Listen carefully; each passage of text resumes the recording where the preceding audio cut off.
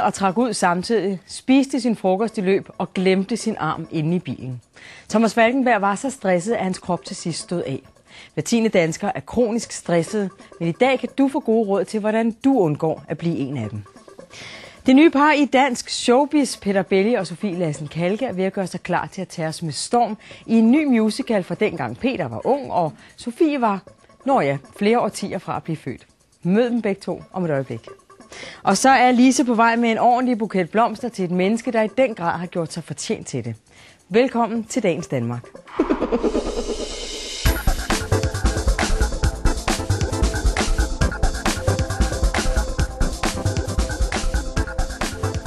Thomas Falkenberg arbejdede alt for meget og levede alt for usundt. Til sidst sagde kroppen stop.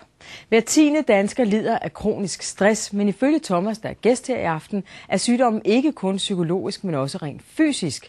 Og det betyder, at der er helt konkrete ting, du kan gøre for at helbrede, eller måske helt undgå stress. Og helst før det er for sent. Han var en af de succesrige idémænd bag Faktas "Det tager kun 5 minutter" reklamer, og han levede et hektisk liv med masser af smøger og kaffe som den daglige drivkraft. Når uregnskabet blev gjort op, havde han brugt mere end 70 timer på arbejde. Men pludselig endte det galt for den nu 41-årige Thomas Falkenberg. Kroppen sagde fra, og han gik ned med en alvorlig omgang stress. Velkommen, Thomas. Tak skal du have. Det kørte derudad for dig. Du lå top 5 i den danske reklamebranche. Du tjente masser af penge. Du havde masser af succes. Ja. Og alligevel fortalte du mig lige før vi gik på, at du følte dig som en frø i et glas vand. Ja. Hvad skal det sige? Altså, det vil sige, at hvis man tager en frø og propper ned i kogende vand, så hopper den op med det samme. Men hvis du tager en frø og putter ned i koldt vand og skruer op for gassen, så bliver den siddende i vandet, indtil den koger ihjel. Og det var sådan set det, jeg var i gang med, og det var at koge mig selv ihjel. Hvordan kunne du mærke på din krop, at den var helt gal?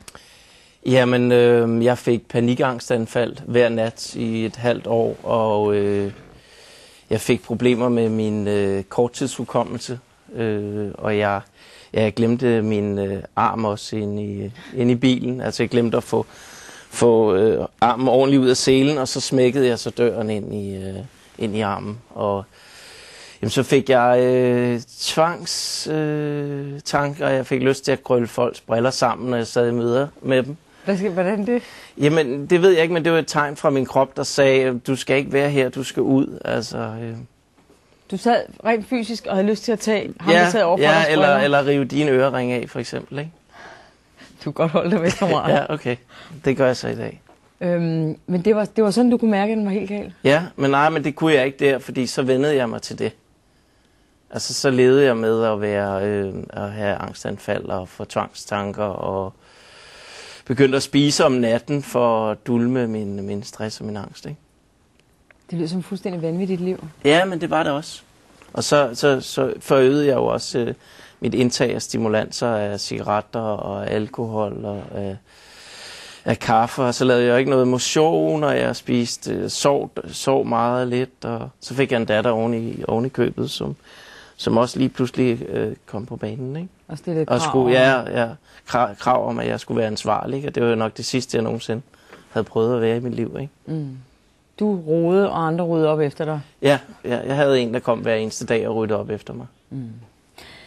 Det, der skete, var så, at du en morgen var ude at lufte hunden, og der siger kroppen pludselig stop til dig. Du går hjem, du siger det til kæresten, og du sygemelder dig. Ja. Og det næste 1,5 år, der prøver du sådan at give lidt ned, men fortsætter stadig med at arbejde, og kan ikke rigtig. Jamen, det var lidt som at prøve at løbe med brækket ben, ikke? Altså, jeg rejste mig op, og så løb jeg til jeg faldt, og så det var sådan ren skyttegravskrig, ikke? Jo. Men i februar i år, der kaster du så omsider håndklædet fuldstændig i ringen. Ja. Og du sætter hele din virksomhed på standby, selvom du er en kæmpe succesfuld reklamemand og alt det her.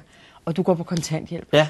Og det virkede. Og det var helt fantastisk. Altså, det, lige pludselig så havde jeg jo tid til at se, at der var fugle i verden og træer i verden. Og jeg begyndte en lang transformation. Altså, jeg havde allerede smidt kaffen ud, og jeg havde smidt cigaretterne ud, og så smed jeg så alkoholen ud, og smed junkfooden ud af mit liv, og var begyndt at løbe, og jeg begyndte at vinterbade og meditere, og slukkede min mobiltelefon, og droppede e-mails og så videre, så videre. Fjernede alle stimulanser fra mit liv, alt hvad der kunne stresse mig. Altså både fysiske og psykiske stimulanser. Ja. Men det interessante er, at du nævner de fysiske ting. Ja. Fordi vi plejer kun at høre om de psykologiske aspekter af stress. Men altså, hvis man kan få hundredvis af psykologtimer, uden at det hjælper noget som helst, hvis man ikke også laver om på sit fysiske liv. Altså, at de binyrerne, der producerer stresshormonet kortisol, de er fuldstændig flade. Altså ligesom når man som en overtrænet muskel efter sådan mange år med stress, og de skal genopbygges, så de kan ikke tåle noget stress. De kan faktisk heller ikke tåle for meget motion, og der er mange der tror, at du skal bare ud og løbe, men så ryger man ned alligevel. Altså så men det er ikke noget der kan dokumenteres i nogle blodprøver, og så derfor gør lægerne ikke noget ud af det.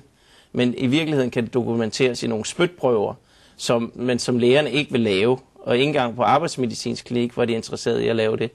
Dem har jeg fået lavet i USA, og det viste, at jeg har det, der hedder binyretræthed. Det vil sige, at mine binyrer er kvæstet efter alt det her stress. Og det er så dem, der skal plejes. Så det vil sige, fjern alt, hvad der overhovedet kan stimulere binyrerne. Så skal man nok komme ovenpå igen. Det lærte du først, efter du var gået helt ned med fladen? Det er efter 2 år. Efter 2 års løb med brækket ben. Nu sidder der jo en masse derude, ved vi jo fra statistikkerne, der også lider af stress, og som er på vej ned med samme natur som dig. Ja. Har du et godt råd til dem nu, inden de går helt ned? Jamen, problemet er, at de højst sandsynligt sidder og arbejder lige nu, så de hører mig ikke. Men jeg synes, at nogle af deres venner skulle måske tage og eventuelt læse den blog, som jeg har skrevet om det. Og så skal de gå op og kræve, at deres læge laver en fysisk spytprøve af deres kortisolindhold. Og ligesom gå i dybden med den fysiske side af stress. I stedet for kun den psykologiske. Ja, lige præcis. Vi lægger en henvisning til din blog ud på vores hjemmeside, hvis I er interesseret i at læse mere om det her. Ja. Thomas, du skal have 1000 tak, fordi du ville komme i dag. Selv tak. Fortsæt dit stressfri liv. Ja, tak. Det umage stjernepar Peter Belli og Sofie Lassen-Kalke er lige nu på vej mod de skrå brædder med rockmusicalen Be-Bop-A-Lula. Handlingen udspiller sig i 1950'ernes USA og byder på et meget kærligt gensyn med nogle af de gamle klassikere fra rockens ungdom.